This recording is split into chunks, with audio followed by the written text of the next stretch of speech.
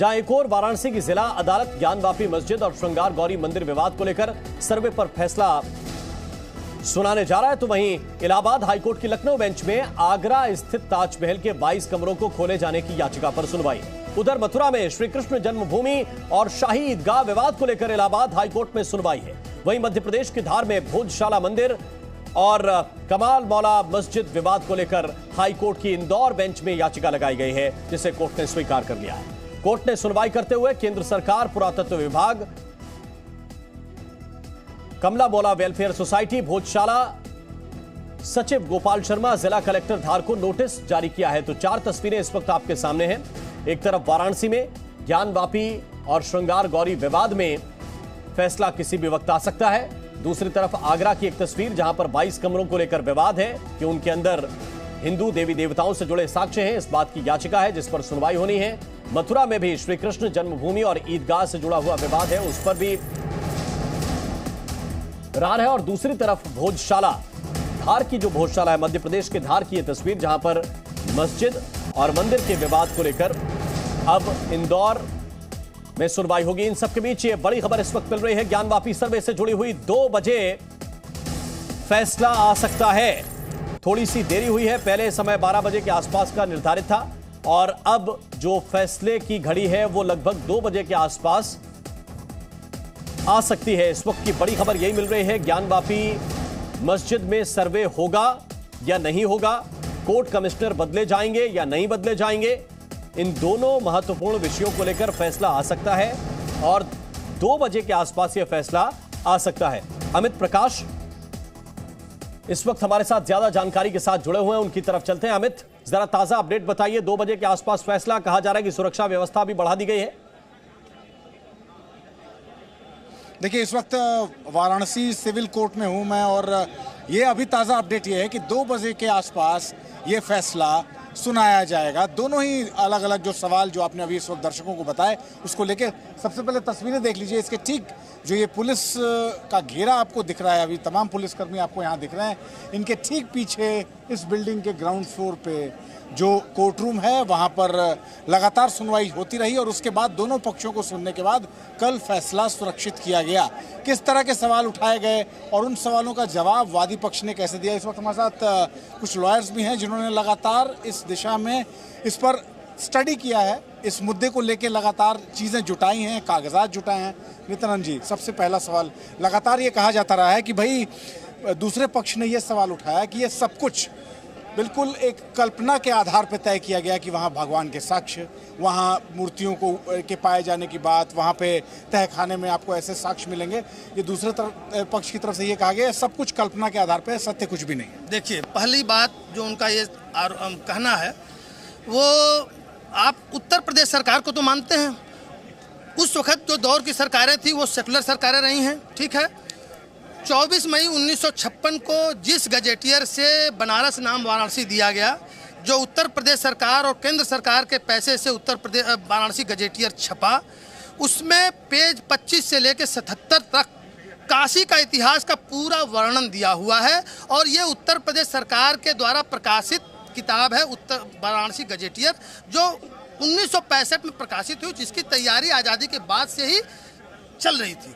उसके पेज 57 पे स्पष्ट रूप से लिखा है कि 9 अप्रैल 1669 को उस वक्त दिल्ली का वो सुल्तान औरंगजेब ने फरमान जारी किया कि बनारस के मंदिरों को, मंदिर ही नहीं, यहाँ के जितने संस्कृत कॉलेज हैं उनको नष्ट कर दो। उस फरमान पे यहाँ का जो फौजदार था खिजर खां, वो जो है पूरे मंदिरों पे चढ़ाई कर दिया। इतिहास में इस बात के दस्तावेज मौजूद हैं कि 10 दिन तक यहाँ का बच्चा उस जिस सेना के पास तोपे थी उससे लड़ते रहे। तमाम महंत, तमाम लोग यहाँ शहीद हुए। हाथ से वो तोड़ा नहीं जा रहा था, मजदूर उसको तोड़ने नहीं पा रहे थे। खिजर खान ने तोप मंगवा करके, चुनार किले से तोप मंगवा करके विश्वनाथ मंदिर, उस वक्त जो इतना विशालकाय और भव्य मंदिर था, जिसके अवशेष आज भी उत्तरी और पश्चिमी दीवार पे। जी, दूसरा पक्ष लगातार ये कहता रहा है कि आखिरकार अभी क्यों, ये बात पहले क्यों नहीं उठाई गई, इस बात पर पहले चर्चा क्यों नहीं हुई।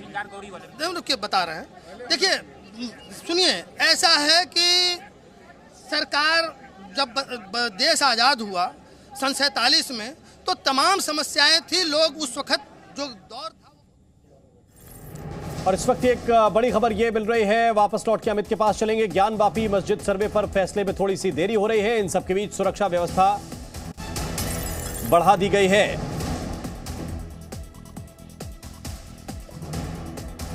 और सीधे इस वक्त हम रुक कर रहे हैं, उज्जवल निगम जी हमारे साथ जुड़े हुए हैं, वरिष्ठ वकील हैं। उज्जवल जी, बहुत बहुत स्वागत है आपका जी न्यूज पर। और सबसे पहला प्रश्न आपसे यही है कि फैसले का इंतजार तो सभी लोग कर रहे हैं, लेकिन जिस तरह के तर्क अदालत के सामने मुस्लिम पक्ष की तरफ से रखे गए हैं कि उन्हें एडवोकेट कमिश्नर पर विश्वास नहीं है, जबकि प्रक्रिया सिर्फ वीडियोग्राफी की थी, किसी तरह का कोई फैसला या पक्षपातपूर्ण रवैया, क्या आपको लगता है कि ऐसे विषयों में भी हो सकता है? देखिए, जहां तक मुझे विश्वास है कि इस प्रकार का जो तर्क लगा रहा है वो बेबुनियाद है, क्योंकि कमीशन जो रिपोर्ट देती है वो फैक्चुअल रिपोर्ट रहती है। वीडियोग्राफी से अगर रिपोर्ट दी तो उसमें छेड़छाड़ की गई है और डॉक्टर की गई है, इस प्रकार के भी संगीन आरोप लगते हैं। तो जहां तक मुझे लगता है कि ये बेबुनियाद आरोप है और इसमें कोई महत्व नहीं है। जी, लेकिन उज्जवल जी, जो दूसरा विषय है जो मुस्लिम पक्ष की तरफ से कहा जा रहा है कि ये सिर्फ मस्जिद परिसर के बाहर के सर्वे की बात है, अंदर के सर्वे की कोई बात नहीं है, क्या आप बता सकते हैं इस विषय को लेकर कि जो सर्वे है उसको करवाने में दिक्कत क्या है?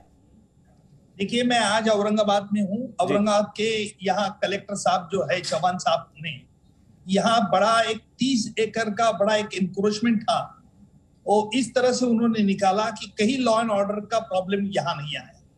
तो मुझे लगता है एक अच्छी एक मिसाल है। सुप्रीम कोर्ट तक ये भी मैटर गई थी औरंगाबाद की इंक्रोचमेंट की, और मुझे लगता है कि सभी ने, हिंदुओं और मुस्लिमों दोनों तरफ से इस तरह से कोशिश होनी चाहिए कि अमन शांति किस तरह से बरकरार रहेगी। बिल्कुल। अच्छा, एक और विषय जो बार बार निगम साहब उठाया जाता है वो विषय है प्लेसेस ऑफ वर्शिप एक्ट का। तो मैं आपसे ये जानना चाहता हूं कि ये जो विषय है, कहा गया कि 1947 में जो धार्मिक पूजा स्थल जहां था वो वहीं पर रहेगा, ये एक्ट के जरिए बताया गया। क्या जो पूजा का अधिकार लोग मांग रहे हैं वो कह रहे हैं कि साल में सिर्फ एक बार पूजा करने दी जाती है श्रृंगार गौरी की, तो ये अधिकार तो उस एक्ट के तहत भी उन्हें मिलना चाहिए। देखिए, हमने अभी ये बात तो सब जुडी से सुप्रीम कोर्ट के सामने ये बात है, और मुझे यहां तक विश्वास है कि सुप्रीम कोर्ट इस पर जरूर ध्यान देगी, क्योंकि कमीशन का रिपोर्ट, फैक्चुअल रिपोर्ट आज सुप्रीम कोर्ट के सामने भी है। जी बिल्कुल, फैक्चुअल रिपोर्ट पे बात होनी चाहिए। लेकिन निकम साहब, एक जो मूल विषय है जिसको कहते हैं कि याचिकाकर्ता जिस बात पे बिलीव करके गए हैं अदालत के सामने, और जिला अदालत वाराणसी की जिला जो कोर्ट है वो आज इस पर एक फैसला सुनाने वाली है कि कोर्ट कमिश्नर को बदला जाए कि नहीं बदला जाए। दूसरा विषय जो है कि मस्जिद परिसर के अंदर सर्वे करवाना चाहिए कि नहीं करवाना चाहिए। क्या आपको लगता है कि कोई एक्ट इसके आड़े आएगा, या फिर वादी की जो याचिका है और उस पर कैसे निर्णय कोर्ट को करना है, ये कोर्ट का विवेकाधिकार है? क्योंकि कुछ लोग ये भी हैं ओवैसी जैसे, ये कह रहे हैं कि जिला अदालत को कोई अख्तियार ही नहीं है कि वो इस पर कोई फैसला दे। देखिए, कोर्ट का पूरा अधिकार ये है, क्योंकि कोर्ट ये डॉक्यूमेंट इंटरप्रेट करेगी और कोर्ट डॉक्यूमेंट के आधार पर निर्णय करेगी। एक डॉक्यूमेंट्री एविडेंस है, बाकी जो प्रैक्टिस वहां से चली आ रही है उस प्रैक्टिस के आधार पर कोर्ट का फैसला होगा। बिल्कुल। निगम साहब, हमारे साथ विष्णु जैन जी भी इस वक्त जुड़ गए हैं। इस पूरे मामले को लेकर वो अदालत भी गए हैं। अदालत में हिंदू पक्ष की जो याचिका है उसको उन्होंने अदालत के सामने रखा है। विष्णु जैन जी, दो तर्क जो मुस्लिम पक्ष की तरफ से दिए जा रहे हैं, पहला तो यह कि मस्जिद के अंदर का कोई ऑर्डर नहीं था, ये लोग घुसने की कोशिश कर रहे थे इसीलिए रोका गया। इस पर आप क्या कहेंगे? देखिए, ऑर्डर बहुत स्पष्ट था, और ये अगर आप इस केस के डॉक्यूमेंट्स देखेंगे तो एकदम उन तथ्यों के अगेंस्ट है। क्योंकि सबसे महत्वपूर्ण बात यह है कि 18 अप्रैल को राज्य सरकार ने, यूपी सरकार ने क्लैरिफिकेशन मांगा था कोर्ट से कि क्या बैरिकेडिंग के अंदर जाने का आदेश है कि नहीं है, क्योंकि बैरिकेडिंग रेड जोन में आती है। कोर्ट ने 26 अप्रैल को स्पेसिफिक ऑर्डर दिया, और वर्डिंग ये है कि मस्जिद के अंदर जाने का जो इनका ऑब्जेक्शन है वो सत्य प्रतीत नहीं होता। और उसमें मुस्लिम पक्ष के वकील का स्टेटमेंट भी रिकॉर्ड किया है कि मस्जिद के अंदर किसी भी धर्म का वकील जा सकता है।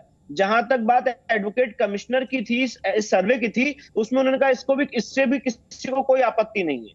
तो सवाल अब ये बनता है कि अगर अब कोई इस केस के फैक्चुअल रिकॉर्ड्स को ना माने, कोर्ट के ऑर्डर को ना माने, तो ये एक लॉलेसनेस की स्थिति है। और आप देखेंगे इसीलिए एडवोकेट कमिश्नर महोदय ने स्पेसिफिकली इस कमीशन का टाइम 3 बजे का तय किया था कि जब उनकी 1 बजे की नमाज हो जाए जुम्मे की और वो सारे लोग उस प्रॉपर्टी को इवैक्यूएट कर दें, सिर्फ एक आदमी को मस्जिद के अंदर रहने की इजाजत थी और ये था कि आप लोग अपनी वीडियोग्राफी करेंगे। पर उसके बाद भी 6 तारीख को किस भारी मात्रा में शक्ति प्रदर्शन किया गया ये हम सबके सामने है। तो मेरा पॉइंट एंड इशू ये है कि स्पेसिफिक ऑर्डर था, ठीक है, क्लियर ऑर्डर था। और इस तर्क तो क्या आपने ये विषय अदालत के सामने रखा है कि ये तो आपका आदेश था, आदेश की अवहेलना कर रहे हैं, आदेश नहीं मान रहे, क्या कोर्ट की अवमानना का विषय उठाया आपने? बिल्कुल बिल्कुल हमने ये विषय उठाया है। साथ में हमने क्लैरिफिकेशन एप्लीकेशन में मूव की है कि हमें अंदर नीचे तहखाने में भी जाने दिया जाए और बैरिकेडिंग में भी जाने दिया जाए, क्योंकि उनका ये इंटरप्रिटेशन था कि इसमें कोर्ट का कोई ऑर्डर नहीं है। तो इस बार दोबारा एप्लीकेशन लगाई है और मुझे लगता है माननीय न्यायालय आज जितने इनकी शंकाएं हैं उसको क्लियर कर देगा और माननीय न्यायालय का जो भी ऑर्डर होगा उसको हम मानेंगे, उसको हम कंप्लाई करेंगे। लेकिन विष्णु जी, जो याचिकाकर्ता हैं जिन्होंने मूल विषय श्रृंगार गौरी और हिंदू देवी देवताओं की प्रतिमा की पूजा, नियमित पूजा हो, इसको लेकर विषय जिन लोगों ने उठाया है, क्या उसके साथ मस्जिद भी जुड़ती है? कुछ प्रतिमाएं, उनका दावा यह है कि मस्जिद के अंदर क्या है? देखिए, हमने अपने केस में बहुत स्पेसिफिकली कहा है, सीपीसी में एक व्यवस्था है कि अगर आपको किसी भी प्रॉपर्टी को आइडेंटिफाई करना है तो आप 2 तरह से कर सकते हैं, या तो उसका खसरा नंबर, रकबा नंबर देके, या तो प्रॉपर्टी की चौहद्दी बता के। हमने सबसे बेस्ट तरीके अपनाया है, हमने उस प्रॉपर्टी का खसरा नंबर दिया है और उसका खसरा नंबर है 9130 और हमने ये कहा कि हमें इस डिस्प्यूटेड स्ट्रक्चर के अंदर हमारे देवी देवता मौजूद है जिसके अंदर जाने की इजाजत दी जाए। और कोर्ट ने जब ऑर्डर पास किया तो कोर्ट ने ये कहा कि इनकी जो एप्लीकेशन है 11 उसमें जितनी बातें लिखी हैं उसके तहत इनको अंदर जाने की परमिशन दी जाती है और वीडियोग्राफी करने की परमिशन दी जाती है। तो स्पेसिफिक रिलीफ थी, हमारी स्पेसिफिक मांग थी, उस स्पेसिफिक मांग पे कोर्ट ने अपनी सहमति जताई और अपना ऑर्डर पास किया है और इसीलिए इन सारी बातों में कोई शंका नहीं है। ये सिर्फ और सिर्फ एक कवायद थी किसी भी तरह से सर्वे टालने की, पर मुझे लगता है इस देश में कानून का शासन है और कोर्ट आज अपना निर्णय देकर इसको भी क्लैरिफाई करेगी। बिल्कुल, उसका फैसला कुछ देर के बाद आने वाला है। लेकिन एक जो मूल प्रश्न है जो सबके जहन में है कि आप लोगों ने वहां पर क्या देखा, जो याचिकाकर्ता हैं उन्होंने ऐसा क्या देखा कि वो इस विश्वास के साथ कह रहे हैं कि अंदर भी वो प्रतिमाएं हैं। हालांकि कुछ तस्वीरें आज भी एक राम प्रसाद जी हैं, सोशल एक्टिविस्ट, उन्होंने पोस्ट किए, दावा किया कि ये 1991 के आसपास की तस्वीरें हैं।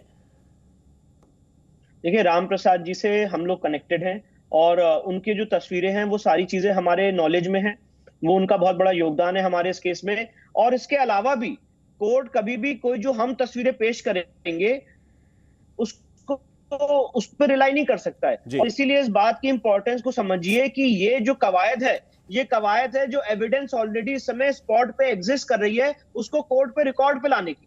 क्योंकि अगर आज मैं कोई तस्वीर दे दूं या दूसरी पक्ष कोई तस्वीर दे दे तो उसके ऊपर तो निर्णय नहीं हो सकता है। जो इस समय एग्जिस्टिंग वहां पे स्ट्रक्चर है उसको कोर्ट के रिकॉर्ड पे लाया जाए, वो सारी फोटोग्राफ्स लाई जाए, कोर्ट उसी की जुडिशियल नोटिस ले सकता है, उसी की लीगल वैल्यू है। तो इसीलिए ये पूरी एक्सरसाइज की जा रही है और हमने तो, हमारा ये मानना है, और 1990 तक वहां पे व्यास परिवार पूजा करता था, उसके बाद वहां पे ताला लगाया गया। और सबसे महत्वपूर्ण बात, मैं तो आपको रिकॉर्डेड बात बोल रहा हूँ, कोई हवाई बात नहीं है। 1997 में सर्वे हुआ था इस जगह का बिना वीडियोग्राफी के जी। और उस सर्वे की रिपोर्ट में लिखा है कि वहां पे हिंदू देवी देवताओं के चिन्ह है, पर उस समय भी वो तहखाने के अंदर जाने का उनको मतलब डीएम ने कहा कि मेरे पास चाबी खो गई है, इसलिए तहखाने के अंदर नहीं जा सकते हैं। तो इस तरह की चीजें की गई हैं और वो रिपोर्ट भी कोर्ट के रिकॉर्ड पे, इसलिए ये कवायद की जा रही है कि वहां पे नीचे जाके देखा जाए, वो तहखाना खोला जाए, वो तहखाना खोला जाए कि उसके अंदर है क्या। अगर व्यास जी पूजा नहीं करते थे, उस तहखाने में कुछ नहीं है, तो वो भी कोर्ट के रिकॉर्ड पे आएगा। और अगर वहां पूजा होती थी, हमारा दावा सच है, वहां पे हिंदू मंदिर के चिन्ह मिलते हैं, तो वो भी वीडियोग्राफी और फोटोग्राफी के माध्यम से कोर्ट के रिकॉर्ड पे आएगा। ठीक है। Presenting B news app available on Google Play and App Store. Download it now.